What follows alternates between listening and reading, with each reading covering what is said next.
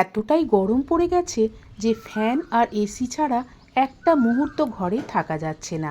তাই তো সারা রাত এসির মধ্যে বদ্ধ ঘরে থাকার পরে সকালবেলায় যখন ঘুম ভাঙলো তখন মনে হলো কোথাও খোলা আকাশের নিচে গিয়ে বসি।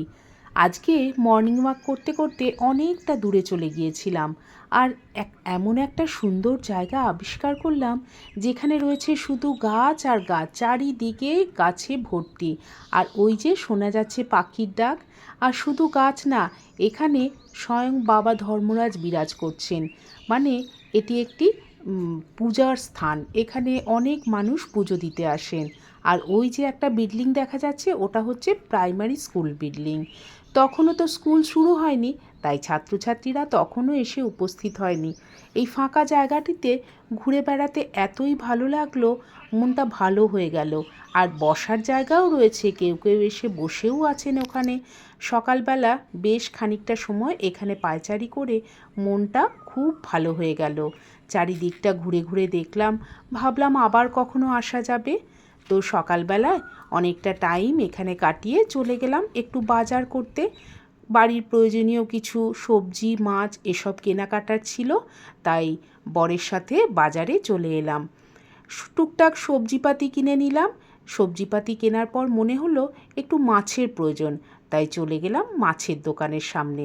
ওমা, গিয়ে দেখি হরেক রকম মাছ সাজানো রয়েছে। এই গরমে কি রান্না করব, একটু পাতলা করে মাছের ঝোল ভাত এটাই ভাবলাম করা যাবে।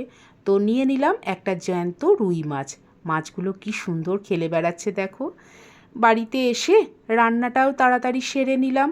গরমের দিনে তাড়াতাড়ি রান্নাটা সারা হলে মনে হয় অনেকটা কাজ এগিয়ে গেল। করলাম ফুলকপি আলু দিয়ে একটু মাছের ঝোল, মুসুর ডাল, শাক ভাজা আর ভাত।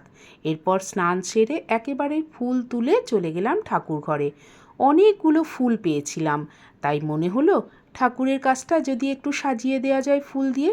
ফুলগুলো তো আর এমনি রাখা যাবে না, গরম পড়ে গেছে, শুকিয়ে যাবে। তাই একটা ছোট্ট গামলায় জল নিয়ে সেখানে ফুলগুলোকে সাজিয়ে দিলাম। দেখতে বেশ ভালো লাগলো।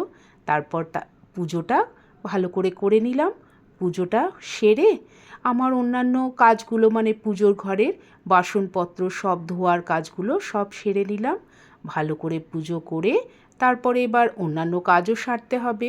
চলে গেলাম নিচে। লাঞ্চের টাইম হয়ে গেছে দেখলাম, লাঞ্চটা সাজিয়ে নিলাম। আমার এই ব্লগ আজকে তোমাদের কেমন লাগলো জানিও। ভালো লাগলে অবশ্যই লাইক, কমেন্ট আর শেয়ার করো। তোমরা সবাই ভালো থেকো, সুস্থ থেকো। আর এরকম ছোট্ট ছোট্ট গল্প নিয়ে আমি আবার আসবো। আজ আসি।